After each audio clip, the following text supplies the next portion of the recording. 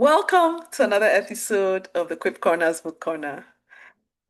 My guest has been here several times, so please just join us. You'll see her bio, but join us.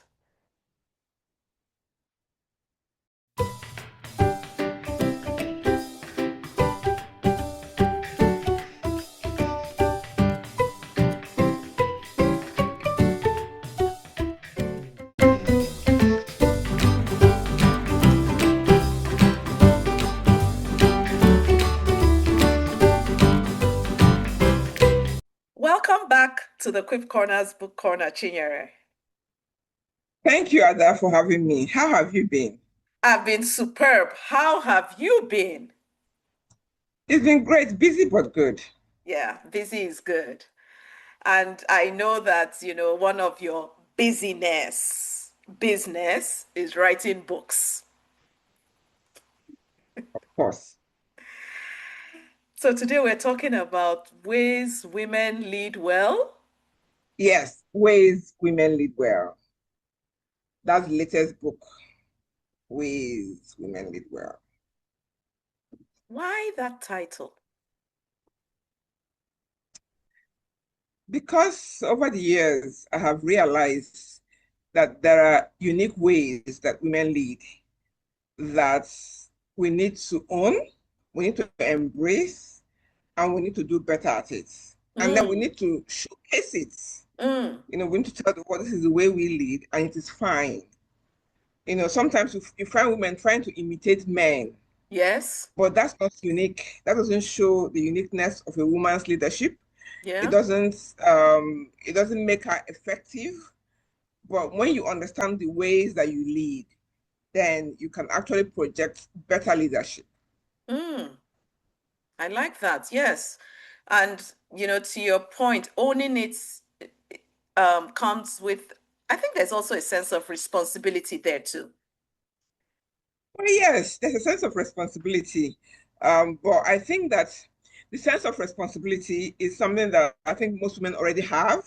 Okay. But just understanding it, you can then express it a bit more, if that makes sense. You express it a bit more about being proud of how you lead, owning it, Mm-hmm, and mm-hmm. showing it. Yeah, yeah. Yes. Actually, when you were saying express it a bit more, the word that Mm, popped in my head was being deliberate about it.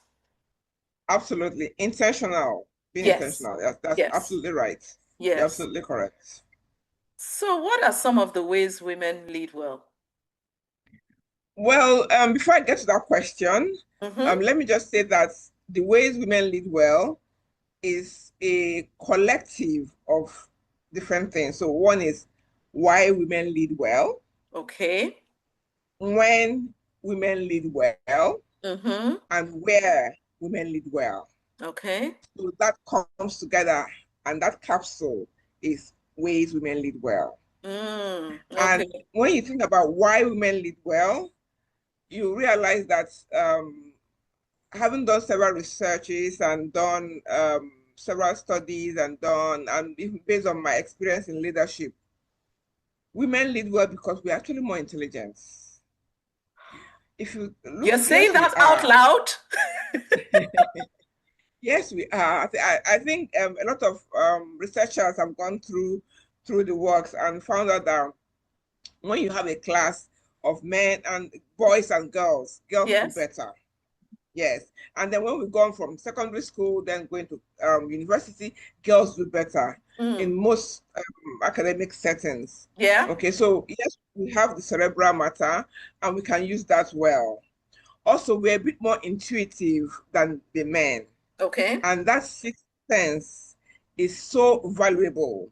But a lot of times, because we're in a data-driven world, people say, oh, I have to have analysis.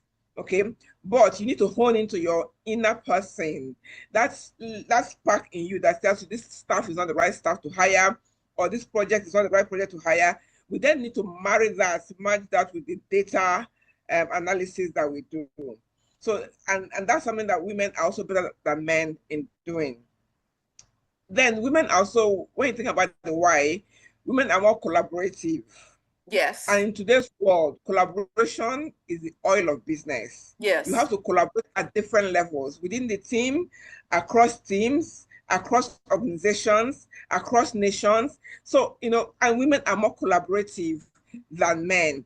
And, sometimes people talk about how we are raised, and it almost seems like it's a negative that a Yeah. woman is raised to be accommodating, Yeah. Yeah. caring.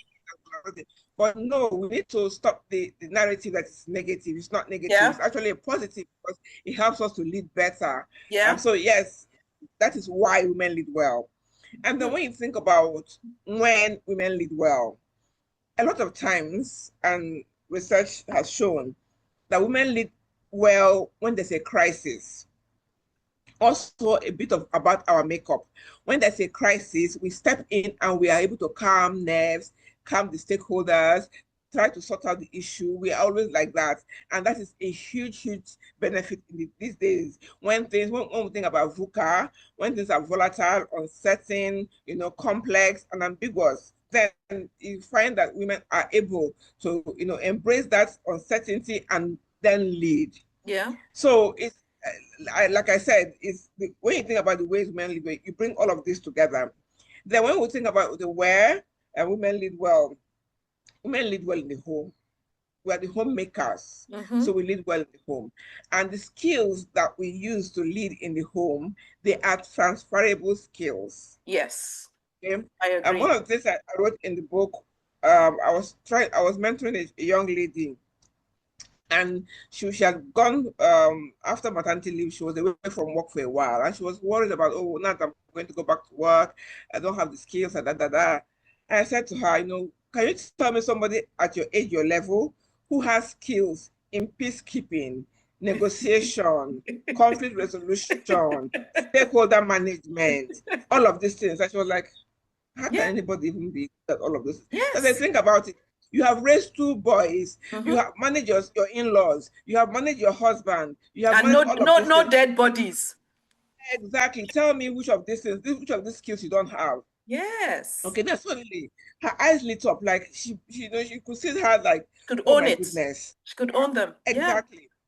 So, and this, like I said, these are transferable skills, but often we leave these skills at home. We've done it all. But then when we Yeah. get to the office, we are confused. We are confused about how to manage stakeholders. Why? You have like, all the host of in-laws that you have been able to manage. Yes. So I think women need to bring it together. They need to bring their leadership together and then be able to express it more intentionally, like we talked about at the beginning.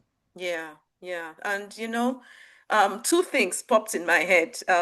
Let me start with the last thing that, um, there was there was a meme or a video going around a few years ago about a woman that went for an interview, and on her resume she had a lot of these skills, conflict resolution and so on and so forth, and she put them under her role as, I think, either domestic engineer or something like that, or internal affairs, something like that, and people were like, oh wow, that's a very interesting role, you know and I was like, yeah, that's what I do as a mom. So being staying at home to take care of the children is not a minus, it's a plus. No, exactly. And then the second thing that popped in my mind is, I don't know if you remember the managers meeting we had with NH when he put up the slide about the rights of a child. Mhm. And then he now replaced it and said, these are also the Employees rights. Exactly. of the employee. Yes. So once again, it's to your point, those skills are transferable, and we need to continue to almost hammer at it so that people Yes. recognize that, yes, yeah, I think unfortunately we live in too much of compartmentalization. Yeah. We put our skills in silos, and that's not good Yes, for us. We need to yes. break the walls and bring it together. Then we can show how powerful we really are, Mm-hmm, mm-hmm. how um how great a leader we really are. I mean, when you think about leading in a home, vis-a-vis leading in the office, that you may remember that was like years ago, some company did a Mother's Day interview, Yes, interviewing people who yeah, want to take a role. a role, yeah. And they were like, who will do this kind of work? Yes. Because they say the person can't sit down, the person Yes. can't eat, the No person can't do vacation. no vacation, and it's unpaid. They say who? And they said moms do it every day, and everybody was Every like, day. oh, that's true. That's so That's true. true.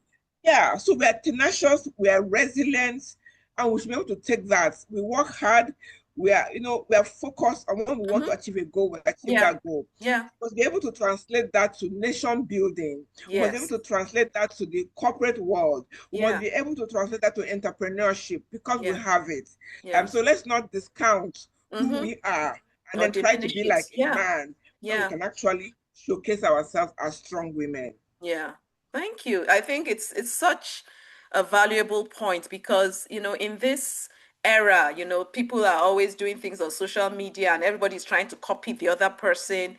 And, we have very few originals, who know who they are, who are owning their space and stepping up, right? It's great that, you wrote this book. Thank you so But much. when you think about this book, okay, it's also a very balanced book. So it doesn't say that, oh, let's get rid of the men.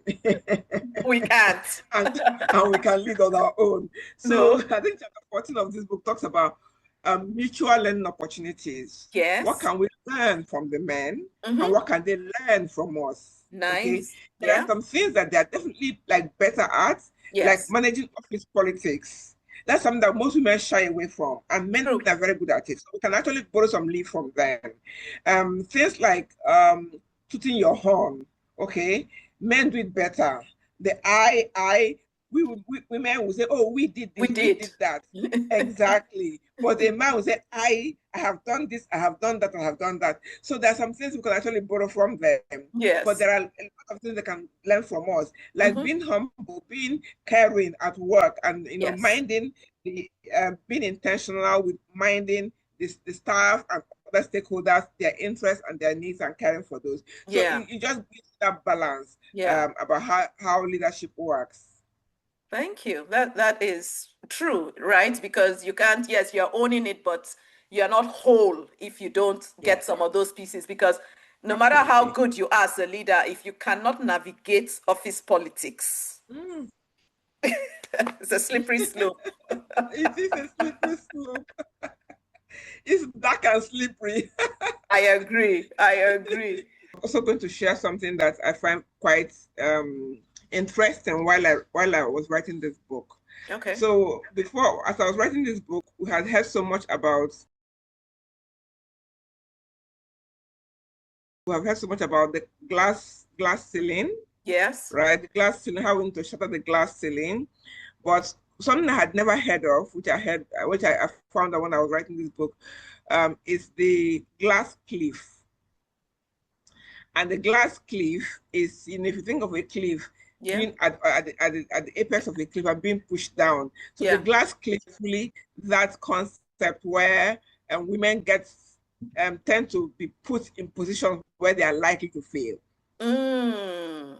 Yeah, a company is about to collapse. You put a woman In on charge. the It's like, board. okay, Exactly, put a woman go in and charge. go and show us Yes, what you are made of. exactly. And so you reduce her chance of success. Yes. So that's the glass cliff, and we'll find out. The studies have shown that it's actually very common. Okay, that women get put in those positions. Just okay, let's see what you're going to come up with, Mm-hmm. Mm-hmm. and sometimes it can affect the mind of a woman. Yeah. Since writing this book, what has the feedback been? Well, the feedback from the launch of the book um, has been very positive. People that read the book first, one thing is clear: the book is well researched. So Mm-hmm. you see a lot of the references to things I where I gathered the information from. So it's well researched, but Mm-hmm. also, like I said earlier, it's also very well balanced. Yeah. Apart from the mutual learning opportunities I talked about in chapter 14, I also have presented a lot of the real obstacles that stop women from leading as they should. Yeah. And something else that popped out while I was researching for this book and putting the manuscript together was something called second generation bias. Second generation bias is interesting. That so we always talk about unconscious bias, right? Yes. Yeah.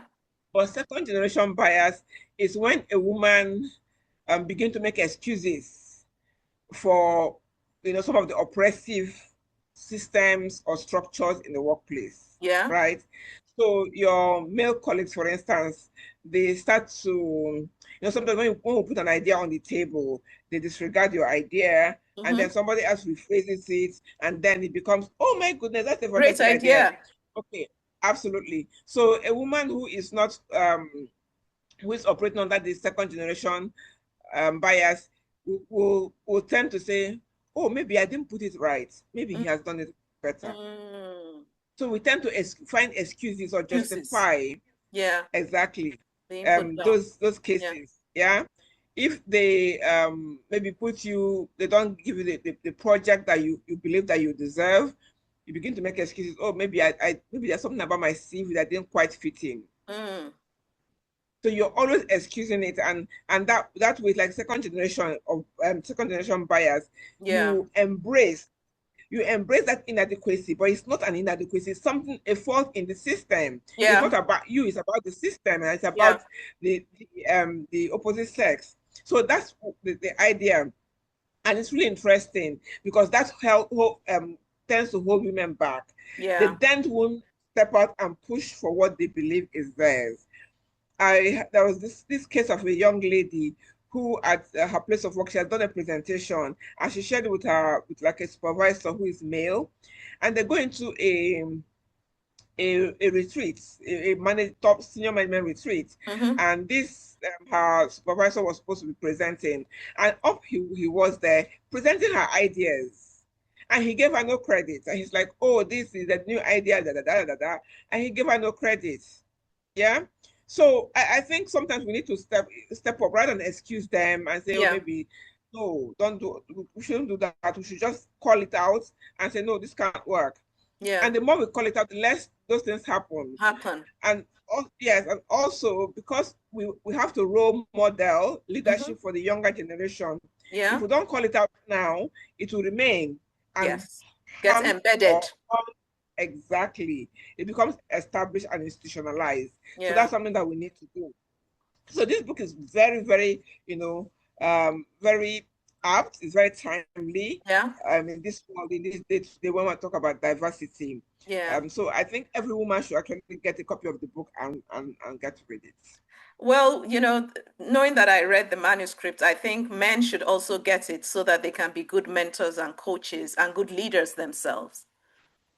Yes, absolutely. I was talking to somebody, a lady a leader she's like a partner in a big firm, and she wanted to order some copies of the book. And I said, oh yes, you should actually get copies for all the females in your company, in your firm. I said, actually, I'm getting it for the men so they Yeah. can know ways that we lead well. Yeah. Yeah. Nice. So Nice. I found that quite interesting. I didn't think Yeah, about and that. it's So true. And it's true because, yes, it's back the to men that, should read it.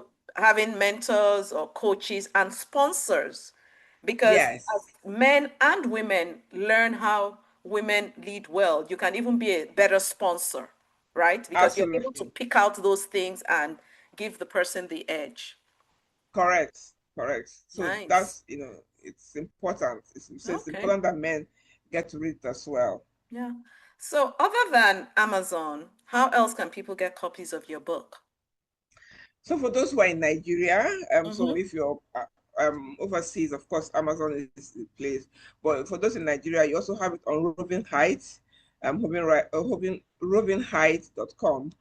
You have all my books there anyway. So you can also get it from Latana bookstores for Okay. those who are Nice. in Lagos, In Nigeria. Lagos. Okay. All right. Thank you. Well done. Thank you for all you do to help us become better people and better leaders. Thanks, Ada. It's nice to be here and speaking with you, and knowing that yes, we've come a long way as leaders today, and where we're coming from, and all of those experiences, all of those skills that we have garnered over the years, that they're coming to bear. But also, we could have gotten here faster if we Agreed. know what we know now. So that's why it needs to be captured in a book that the younger generation can read and they can speed up. They Yes, don't have to wait all the years that we had to wait to get to where we are today. So that's I what's agree. important for female leaders. Yes. Thank you so much. God bless you. Ways women lead well. I agree with Chinyere. It is a well-researched book and very timely. As a woman, it's important that you know and own the ways you lead well. Don't let anyone put you down. You're unique and you have so many skills to bring to the workplace or to wherever you show up. And you have things to learn from the men and vice versa. Below this, you'll see how you can get copies of her book. And I look forward to reading your comments on this video and other videos. Thank you for being part of the Quip Nation. God bless you. Bye now.